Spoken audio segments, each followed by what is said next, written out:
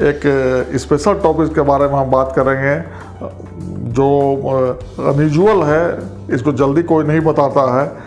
मेरे दिमाग में आया कि ये रेयर टॉपिक है कि इसके बारे में आज हम चाहते हैं कि आप लोगों को बताएं।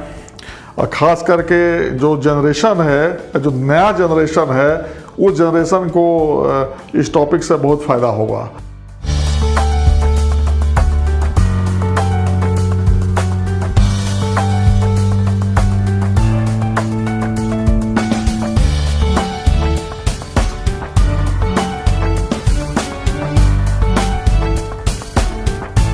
हेलो दोस्तों, कैसे हैं आप लोग। मैं हूं डॉक्टर संजय कुमार मिश्रा। अपने चैनल पर आप लोगों का स्वागत करते हैं। आज आप लोगों को एक स्पेशल टॉपिक के बारे में हम बात करेंगे जो अनयूजुअल है, इसको जल्दी कोई नहीं बताता है। मेरे दिमाग में आया कि ये रेयर टॉपिक है कि इसके बारे में आज हम चाहते हैं कि आप लोगों को बताएं। और ख़ास करके जो जनरेशन है, जो नया जनरेशन है, उस जनरेशन को इस टॉपिक से बहुत फ़ायदा होगा।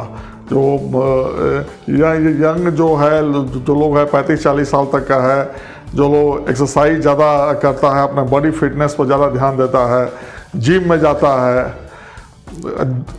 दौड़ता है, बहुत ज़्यादा अपने को फिट रखने के लिए एक्सरसाइज का पर ध्यान देता है, उसके बारे में टॉपिक है। आयुर्वेद संहिता में आचार्यों ने जो कहा है, स्पेशल चरक आचार्य ने जो कहा है, जो फादर ऑफ मेडिसिन है आयुर्वेद का, उन्होंने जो व्यायाम के बारे में जो वर्णन किया है, उसके बारे में हम चाहते हैं आपसे बात करें कि व्यायाम कितना करना चाहिए, व्यायाम को कैसे करना चाहिए, और व्यायाम में ज़्यादा व्यायाम करने से उसमें क्या हानि होता है। अगर आप ज़्यादा व्यायाम कर रहे हैं तो कौन कौन सा रोग होता है, वो रोग होने पर क्या उसका ट्रीटमेंट है, ये सम्यक व्यायाम, सही व्यायाम क्या होता है, उसका लक्षण होता है, वो सारा टॉपिक पर आज हम बात करेंगे। छोटा ही सा टॉपिक है लेकिन बहुत इंटरेस्टिंग है, इसलिए बने रहिए मेरे चैनल पर। और थोड़ा सा भी आपको लगे कि मेरे इस इंफॉर्मेशन से आपको फ़ायदा है तो मेरे चैनल को लाइक कीजिए, या सब्सक्राइब कीजिए, बेल का आइकन दबाइए। हम बताना चाहते हैं कि इसमें चरक ने जो कहा है कि व्यायाम, हम पहले बताएंगे कि सम्यक व्यायाम का क्या लक्षण बताए हैं चरकाचार्य ने। इस समय के नॉर्मल जो व्यायाम होता है, एक नॉर्मल व्यक्ति के लिए एक्सरसाइज जिसको कहा जाता है कि नॉर्मल व्यक्ति के लिए, वो पहलवान के बारे में हम नहीं बता रहे हैं, या कोई एथलेटिक्स में जाना चाहता है, कोई पहलवानी करना चाहता है, कोई रेसलर वाला करना चाहता है, उसके लिए हम नहीं बता रहे। जनरल सामान्य व्यक्ति के लिए एक व्यायाम का क्या नियम है जिससे वो स्वस्थ रहे, स्वस्थ में विधि हो, श्वास उसका ठीक रहे, तीनों दोष उसका सामान्य रहे। बीइंग आयुर्वेदिक डॉक्टर मेरा ये है कि हेल्थ इंप्रूवमेंट कैसे हो, आपका हेल्थ आपका ठीक कैसे रहे। तो उसके लिए हम जो व्यायाम के बारे में जो बताए हैं, जो मेरे आचार्य ने जो कहा है, महर्षि चरक ने जो कहा है, उसको आज हम बताना चाहते हैं कि सम्यक व्यायाम का क्या है, सम्यक व्यायाम क्या होता है, नॉर्मल कैसे कहा जाता है कि व्यायाम आपका ठीक से हुआ। आप कहीं गए, जिम में भी गए, या आप सुबह आप कुछ एक्सरसाइज अपना घर में ही चालू किए, ट्रेडमिल पर आप गए, या पैदल ही आप चले, वही व्यायाम है। पैदल चलना भी व्यायाम है, दौड़ना भी व्यायाम है, सब व्यायाम है। तो इसमें मेरे आचार्यों ने क्या कहा, कुछ पॉइंट है, सर्टेन पॉइंट्स अगर इसमें व्यायाम करने के साथ आपके बॉडी में अगर वो लक्षण आ रहा है, तब समझिए कि ये सम्यक व्यायाम है। अगर वो लक्षण उस तरीका का सिम्टम्स अगर बॉडी में नहीं आ रहा है, तब इसका मतलब कि ठीक से व्यायाम आपका नहीं हुआ। पहला है कि स्वेद का आना, पसीना आना चाहिए। अगर आप व्यायाम कर रहे हैं, पैदल भी चल रहे हैं, तो उतना दूर पैदल चलिए, मॉर्निंग वॉक कर रहे हैं, उतना तेज मॉर्निंग वॉक कीजिए, उतना दूर मॉर्निंग वॉक कीजिए, उतना समय तक मॉर्निंग वॉक कीजिए कि आपको पसीना आ जाए, चाहे माथा पर पसीना आ जाए, आपका थोड़ा सा गंजी भीग जाए, पसीना आना चाहिए। आप आप 10 किलोमीटर पैदल चले तो हम धीरे धीरे चले, कोई पसीना नहीं आया, कोई व्यायाम आपने नहीं किया, वो व्यायाम है ही नहीं। पसीना आना चाहिए, स्वेद अगर आ गया तो आपका व्यायाम आपका हो गया, पहला। इसका दूसरा है कि आपके व्यायाम करने के बाद, जो भी व्यायाम है करने के बाद आपके शरीर में ऐसा लगना चाहिए कि पूरा देह में हल्कापन महसूस करना चाहिए, भारीपन नहीं। भारीपन हो गया तो ज़्यादा व्यायाम हो गया, हल्कापन महसूस करना चाहिए। अगर हल्कापन हुआ आपके व्यायाम करने के बाद, अगर आपको हल्कापन महसूस हो रहा है पूरा बॉडी में, तब आप समझिए कि आपका सम्यक व्यायाम हुआ। आपका श्वास की गति बढ़ जाए। अब ऐसा नहीं कि अपना पूरा व्यायाम कर लिए, नॉर्मल सांस आप ले रहे हैं ना, नॉर्मल से अब जैसे आप बैठे हुए हैं वैसा सांस ले रहे हैं, और व्यायाम करने के बाद भी आपका श्वास की गति तेज होना चाहिए। ऐसा लगना चाहिए कि श्वास का गति आपका तेज हुआ, तब समझिए कि आपका व्यायाम हुआ।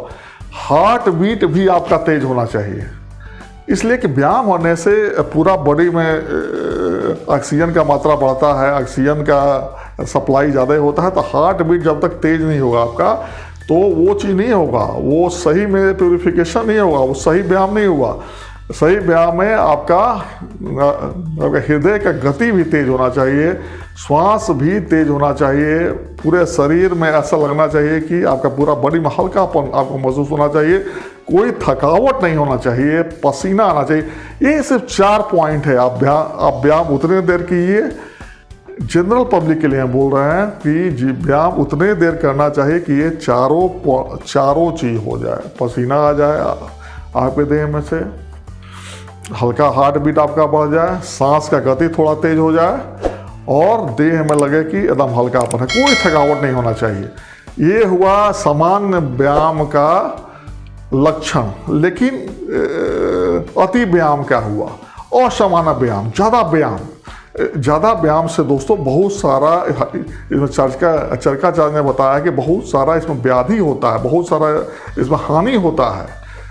Excessive exercise is more dangerous, इसमें बहुत सारा प्रॉब्लम होता है। तो चरक आचार्य ने क्या कहा कि ज़्यादा व्यायाम करने से क्या होता है?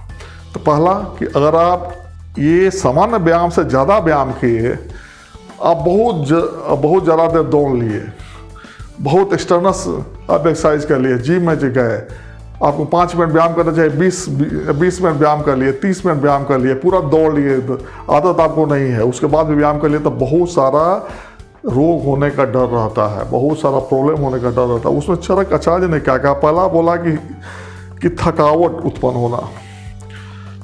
आप व्यायाम किए तो आप ज़्यादा व्यायाम कर दिए तो ऐसा लगेगा कि पूरा देह थका हुआ है, आपको चलने का मन नहीं करेगा। तो वो एक्सेसिव व्यायाम का एक्सरसाइज का लक्षण है कि थकावट हो गया पूरा बॉडी में, एकदम ऐसा लग रहा है कि पूरा बॉडी थका हुआ है। क्लम हो गया, क्लम, इसमें आयुर्वेद शास्त्र में एक टर्म है क्लम। क्लम मतलब कि आप घर पर आ गए, व्यायाम किए हुए हैं, कोई काम वो कर नहीं रहे हैं आप, उसके बाद भी ऐसा लग रहा है कि देह थका हुआ है। मतलब कि बिना परिश्रम के थकावट, परिश्रम से जो थकावट है वो तो अलग है, वो तो व्यायाम के टाइम में हुआ कि परिश्रम की आपको थकावट हो गया, वो भी एक्सेसिव आपका व्यायाम का लक्षण है। एक क्लम हुआ, क्लम मतलब हुआ कि घर पर आ गए, बैठे हुए हैं, उसके बाद ही मन लग रहा है कि एकदम थका हुआ है।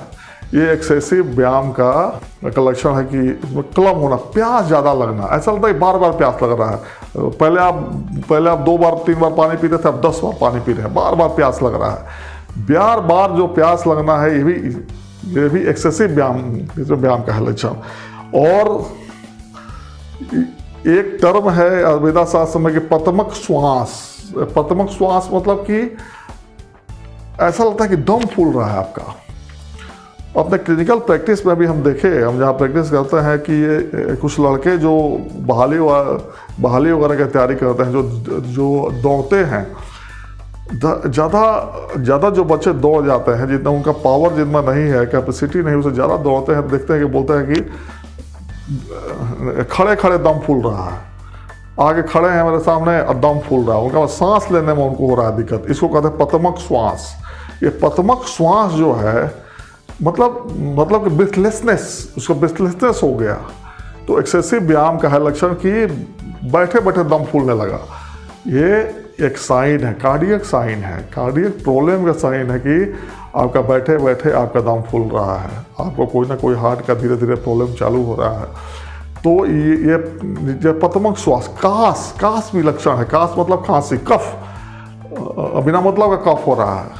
नहीं आपको कफ है, ना कफ है, ना कोई गर्दन में एलर्जी है, ना कोई इन्फेक्शन है, ना ठंडा खा रहे, कुछ दिखा, उसके बाद भी खांसी हो रहा है आपको। ये कफ जो है, ये कफ भी शो करता है कि आपने व्यायाम ज़्यादा किया। ना वो कफ हो गया, आपको पतमक श्वास हो गया, आपको जो है आपका ब्रीथलेसनेस आ गया, आपका ब्लीडिंग कहीं ना कहीं से चालू हो गया। आप देखिए कि पाइल्स है, आपको अगर एक्सेसिव व्यायाम करिए, अगर आपको ब्लीडिंग पाइल्स है तो ब्लीडिंग ज़्यादा होने लगेगा। कभी कभी तो एक्सेसिव व्यायाम से नाक से ब्लड आने लगता है। आयुर्वेद शास्त्र में कहा गया है कि रक्त पित्त, उसी के बारे में बोल रहे हैं कि कहीं बॉडी के कोई ना कोई पार्ट से ब्लड आने लगता है, बहुत एक्सेसिव व्यायाम का है लक्षण। तो ये ऐसा बर्निंग टॉपिक्स है कि कोई इसके बारे में सोचता नहीं है। बॉडी फिटनेस के लिए आदमी जाता है व्यायाम करने के लिए, और एक्सेसिव अगर व्यायाम व्यक्ति कर लेता है,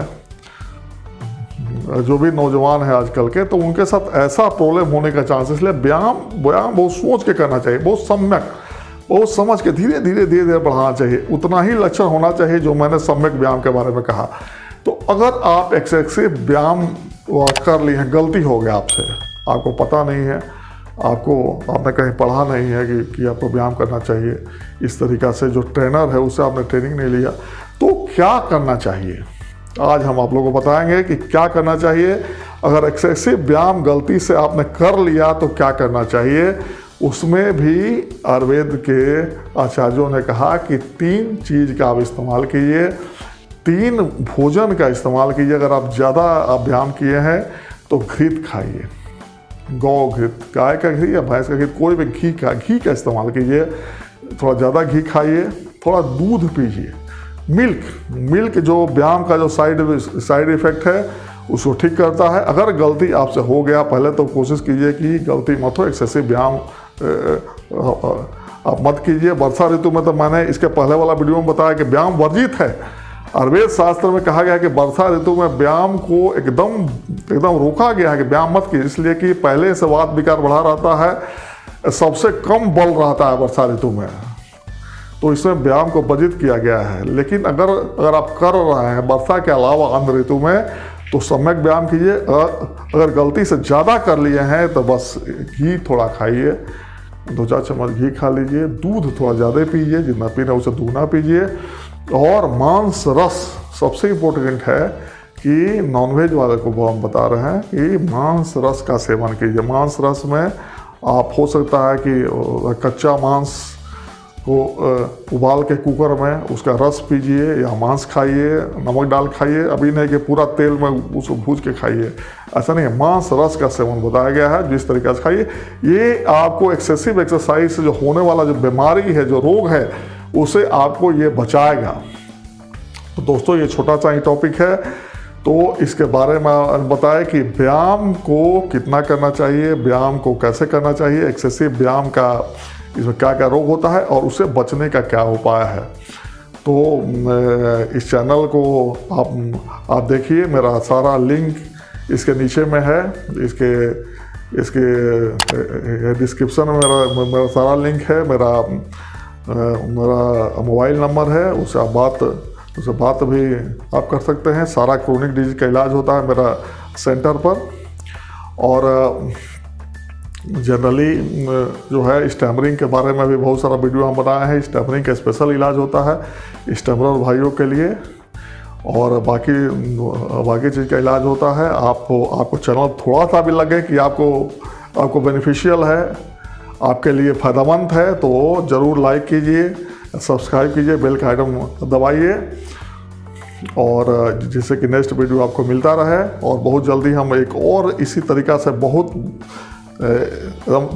बर्निंग टॉपिक पर हम बात करेंगे, जो कम ही लोग जानता है, जिसको आचार्यों ने बताया है। उसको बताएंगे। ओके, धन्यवाद।